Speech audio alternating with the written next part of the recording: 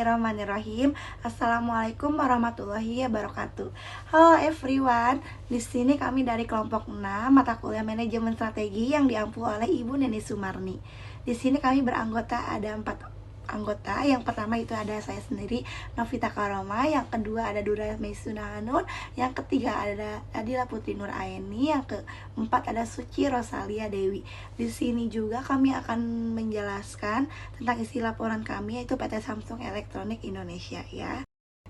Yaitu pendahuluannya adalah PT Samsung Electronics Indonesia adalah bagian dari Samsung Electronics sebagai konglomerat teknologi multinasional asal Korea Selatan yang terkenal dengan inovasi dan produk-produk berkualitas tinggi.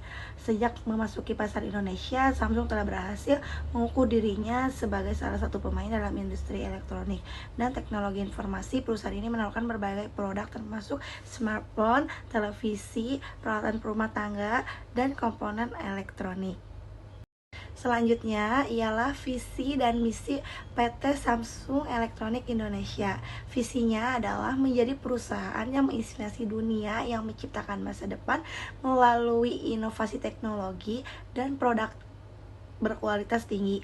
Misinya yaitu ada 3 komponen. Yang pertama, mengembangkan produk dan layanan inovatif yang memenuhi kebutuhan dan harapan pelanggan. Yang kedua, meningkatkan efisien dan efektivitas dalam semua proses bisnis. Yang terakhir, yang ketiga, berkontribusi terhadap kesejahteraan masyarakat dan berkelanjutan lingkungan. Ya, selanjutnya di sini saya akan menjelaskan tentang tujuan dan sasaran. Yang pertama yaitu ada tujuan. Yang pertama, menjadikan pemimpin global dalam inovasi teknologi dengan terus menciptakan produk baru yang unggul di pasar. Yang kedua, mencapai pertumbuhan yang berkelanjutan melalui diversifikasi produk dan ekspansi ke pasar-pasar baru. Dan yang terakhir adalah meningkatkan efisiensi dan produktivitas operasional untuk mencapai keunggulan kompetitif. Yang selanjutnya yaitu ada sasaran. Yang pertama ada menciptakan produk-produk yang baru untuk memenuhi kebutuhan pasar dan tren teknologi terkini. Yang kedua adalah memperluas kehadiran di pasar-pasar baru dengan fokus pada negara-negara berkembang dan segmen pasar potensial. Yang ketiga ada mengoptimalkan rantai pasokan dan proses produksi untuk mengurangi biaya dan meningkatkan kecepatan respon terhadap perubahan pasar. Saya Suci mau melanjutkan presentasi dari Dura. Profil perusahaan dan filosofi PT Samsung Electronics Indonesia adalah perusahaan yang manufaktur yang berasal dari Korea Selatan dan ia telah berdiri selama 25 tahun di Indonesia.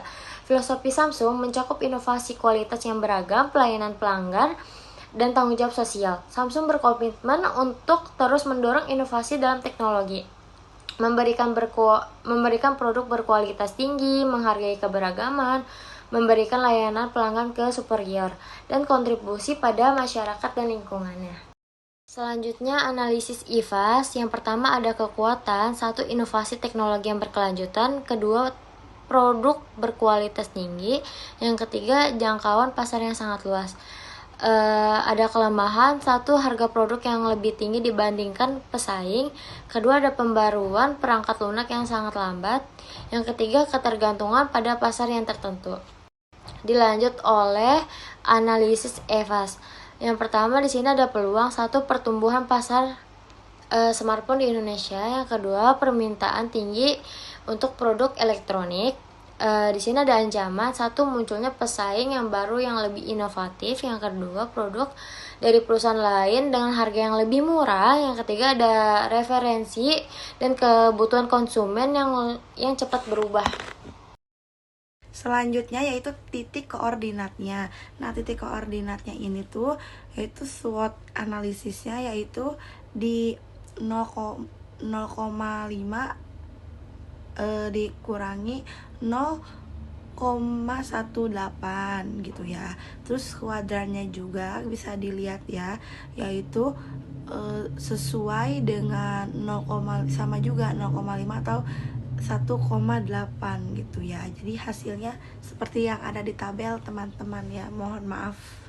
Ini hasil untuk hasil SWOT-nya.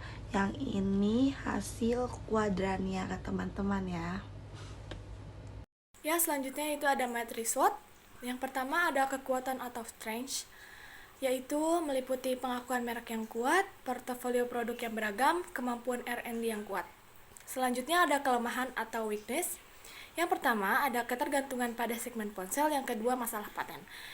Selanjutnya yaitu ada peluang atau opportunities, terdiri dari yang pertama ada pasar yang berkembang, terus ada teknologi 5G, dan yang terakhir ada LOT atau dan AI.